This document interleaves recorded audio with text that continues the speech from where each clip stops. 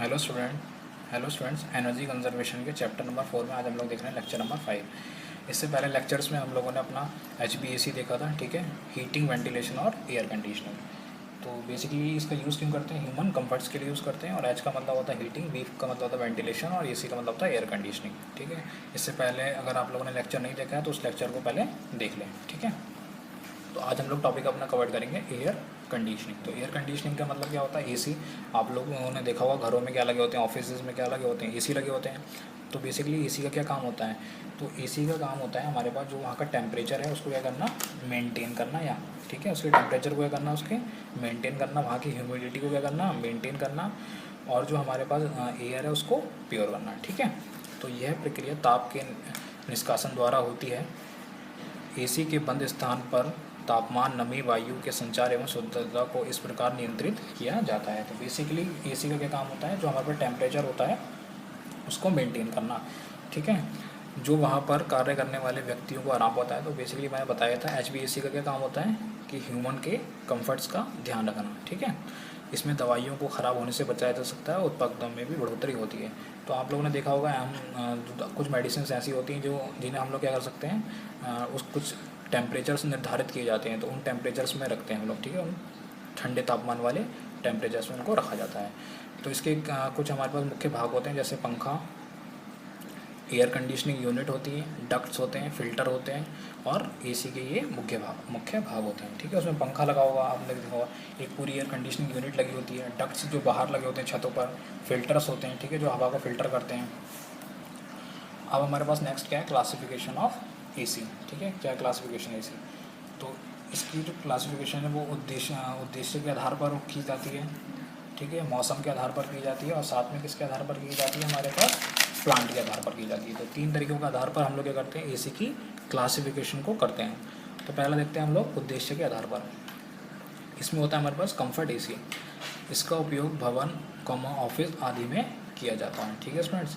Industrial AC क्या होता है? इसका उपयोग मशीनों को बिना त्रुटि के लिए प्रयोग करने के लिए किया जाता है। यानी कि कुछ ऐसी मशीन्स होती हैं जो गर्म होकर ख़राब हो सकती हैं, तो हमें वहाँ पर उन एसीज़ को, इंडस्ट्री में एसी को लगाना पड़ता है जिससे वो गर्म ना हो और ख़राब ना हो, उनमें कोई त्रुटि ना हो। मौसम के आधार पर, मतलब जैसे विंटर एसी होते हैं हमारे पास, समर एसी होते हैं, ठीक है। तो विंटर एसी में क्या होता है? इस एसी का प्रयोग वायु की ऊष्मा के साथ साथ ड्राइनेस को बढ़ाने के लिए किया जाता है। इस एसी का हम लोग प्रयोग कब करते हैं? कि ऊष्मा के साथ उसकी ड्राइनेस को बढ़ाने के लिए करते हैं, ठीक है। समर एसी का हम लोग क्या काम करेंगे? उल्टा करेंगे, यानी कि जो हवा की ऊष्मा होगी उसको कम करने के लिए करेंगे। तो इसका प्रयोग किसी स्थान की हवा की ऊष्मा एवं नमी को कम करने के लिए किया जाता है। अगला हमारे पास कौन सा होता है? Year round AC. तो ईयर राउंड एसी क्या होता है? इसका प्रयोग दोनों मौसम में किया जाता है, ठंडे मौसम में भी किया जाता है और हमारे गर्म मौसम में भी किया जाता है, ठीक है स्टूडेंट्स। नेक्स्ट हमारा थर्ड है प्लांट के आधार पर। तो प्लांट के आधार पर जैसे हमारे पास विंडो एसी है, तो विंडो एसी आप लोगों ने देखा होगा कहाँ पर लगते हैं? विंडो में लगे होते हैं, ठीक है। ये 1.5 टन से 2 टन के होते हैं। उसके बाद हमारा होता है कंसोल टाइप एसी। तो कंसोल टाइप एसी आप लोगों ने, इस प्रकार के एसी को कमरे के फर्श पर लगाया जाता है, आप लोगों ने देखा होगा। और जो थिएटर वगैरह होते हैं उसके नीचे की साइड क्या होते हैं? एसी लगे होते हैं। इसकी क्षमता कितनी होती है? 3 से 5 टन की होती है। उसके बाद होते हैं हमारे पास सेंट्रल एसी। सेंट्रल एसी कहाँ लगाए जाते हैं? हमारे पास कमरे के मध्य में लगाए जाते हैं, यानी कि छतों पर, यानी कि फ्लोर्स पर, उसके सेंट्रल में, मिड में जो हमारे एसी लगाए जाते हैं, ठीक है।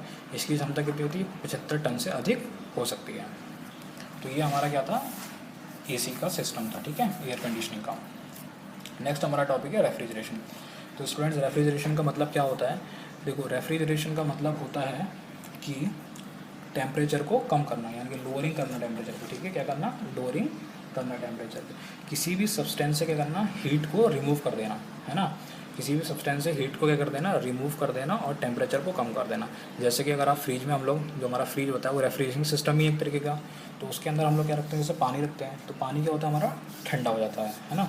पानी क्या होता है? ठंडा होता है। फिर धीरे धीरे पानी किस में हो जाता है? उसका टेम्परेचर और कम होता रहता है, लोअर होता रहता है, और वो फिर बर्फ़ में पिघल जाता है। तो ये रेफ्रिजरेशन हो गया हमारे। तो रेफ्रिजरेशन का तात्पर्य है किसी वस्तु या स्थल का तापमान आसपास के वातावरण की अपेक्षा निम्न तापमान पर लाया जाता है। यानी कि जो भी हमारे पास वस्तु है, जो भी हमारे पास क्या वस्तु यानी कि सब्सटेंस है, उसकी हीट को क्या करते हैं, रिमूव कराया जाता है, ठीक है, as a process of removing the heat from the substances, ठीक है, अंडर द कंट्रोल्ड कंडीशन। ये कंट्रोल कंडीशन में हम लोग क्या करते हैं, सब्सटेंस की हीट को कम करते हैं, ठीक है, उसके टेम्परेचर क्या करते हैं, लोअरिंग करते हैं। अब ये दो प्रणालियों पर वर्क करता है हमारे पास। पहली होती है हमारे पास वेपर कंप्रेशर रेफ्रिजरेशन सिस्टम, ठीक है स्टूडेंट्स। पहली क्या होती है, वेपर कंप्रेशर रेफ्रिजरेशन सिस्टम। तो देखो नाम से समझ में आ रहा है, इनकी वेपर का यूज़ करना है हमको, वेपर से कंप्रेस करके उसे क्या करना है, कंडेंस करना है, ठीक है, वेपर्स को कंप्रेसर की मदद से हमें कंडेंस करना है। तो देखिए इसके क्या क्या पार्ट्स होते हैं, कंप्रेसर होता है, एक कंडेंसर होता है, वाल्व होता है, इवेपोरेटर होता है। तो होता क्या है, जो हमारे पास वेपर्स होते हैं स्टूडेंट्स, जो हमारे पास क्या होते हैं, वेपर्स होते हैं, ध्यान से सुनिएगा, जो वेपर्स होते हैं वो कहाँ जाते हैं, कंप्रेसर पर जाते हैं, ठीक है, कंप्रेसर में जाते हैं। वेपर्स कहाँ जाएंगे, हमारे पास जो वेपर्स बन रहे हैं वो कहाँ जाएंगे, कंप्रेसर्स में जाएंगे। अब कंप्रेसर का क्या काम होता है, टेम्परेचर और प्रेशर को क्या कर देना, बढ़ा देना। अब जो वेपर्स थे, कंप्रेसर ने क्या किया, उनके टेम्परेचर और प्रेशर को क्या कर दिया, बढ़ा दिया। अब वो जब उनका टेम्परेचर और प्रेशर बढ़ जाएगा तब वो कहाँ जाएंगे स्टूडेंट्स, कंडेंसर में। कहाँ जाएंगे, कंडेंसर में। कंडेंसर क्या करेगा, उनको कन्वर्ट कर देगा लिक्विड फॉर्म में, ठीक है। कंडेंसर का काम ही होता है उनको किसमें कन्वर्ट कर देगा, लिक्विड फॉर्म में। उसके बाद यहाँ पर क्या लगी होगी, वाल्व लगी होगी, ठीक है। वाल्व क्या करेगी बेसिकली जो उसका प्रेशर होगा उसको क्या कर देगी, डाउन कर देगी, ठीक है। क्योंकि देखो कंप्रेसर में जाने से क्या हुआ, कंप्रेस कर दिया उसने, यानी उसके प्रेशर को, टेम्परेचर को बढ़ा दिया। अब कंडेंसर ने उसको जो भी हमारे पास वेपर्स आए थे उनको किस में कन्वर्ट कर दिया, लिक्विड में कन्वर्ट कर दिया। उसके बाद वाल्व में क्या हो जाएगा, जो हमारे पास प्रेशर होगा, जो भी हमारे पास हाई प्रेशर हाई टेम्परेचर था, वो प्रेशर क्या हो जाएगा, थोड़ा कम हो जाएगा, डाउन हो जाएगा, ठीक है। प्रेशर क्या हो जाएगा, हमारा लोअर हो जाएगा यहाँ पे। उसके बाद क्या हो जाएगा, यहाँ से एक्सपेंड हो जाएंगे। उसके बाद कहाँ चला जाएगा, इवेपोरेटर में चला जाएगा। इवेपोरेटर क्या काम करेगा स्टूडेंट्स, हीट को एक्सट्रैक्ट करेगा और कन्वर्ट किस में कर देगा, उनको वेपर्स में कन्वर्ट कर देगा। दोबारा से किस में कन्वर्ट कर देगा, वो वेपर्स में कन्वर्ट कर देगा। तो इसी तरीके से ये प्रोसेस हमारा चलता रहेगा। तो चलिए देख लेते हैं। इस प्रणाली में वाष्य को पृष्ठक की तरह उपयोग किया जाता है। इस वाष्प की अवस्था में परिवर्तन संभव है, तो इस वाष्प से द्रव या द्रव से वाष्प को परिवर्तित किया जा सकता है, ठीक है। ये कहने का मतलब वेपर से हम लोग क्या कहते हैं, लिक्विड फ्लूइड बना सकते हैं, फ्लूइड लिक्विड, और फ्लूइड से हम लोग क्या कर सकते हैं, वेपर में उसे दोबारा से कन्वर्ट कर सकते हैं। नेक्स्ट हमारा प्रोसेस होता है वेपर एब्जॉर्प्शन रेफ्रिजरेशन सिस्टम। देखिए इन दोनों में क्या फ़र्क है, इसमें भी वेपर्स होते हैं, इसमें भी वेपर्स होते हैं। यहाँ पर हम लोग क्या यूज़ करते हैं, कंप्रेसर का इस्तेमाल करते हैं। यहाँ पर क्या यूज़ कर रहे हैं हम लोग, कंप्रेसर का इस्तेमाल कर रहे हैं, और यहाँ पर हम लोग किसका यूज़ कर रहे हैं, एब्जॉर्बर का इस्तेमाल कर रहे हैं, ठीक है।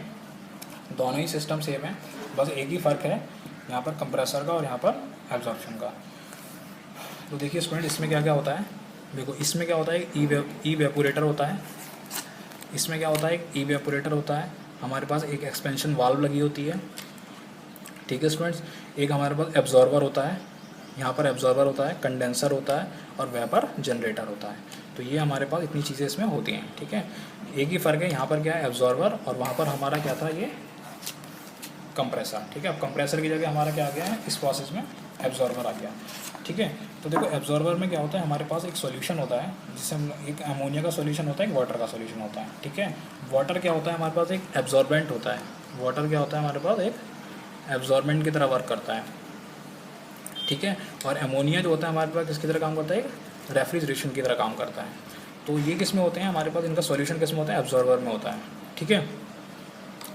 तो होता क्या है स्टूडेंट्स, यहाँ से क्या होता है, ये जो सॉल्यूशन हमारा होता है एब्जॉर्बर में होता है। तो यहाँ से क्या होता है, पंपिंग होती है, ठीक है।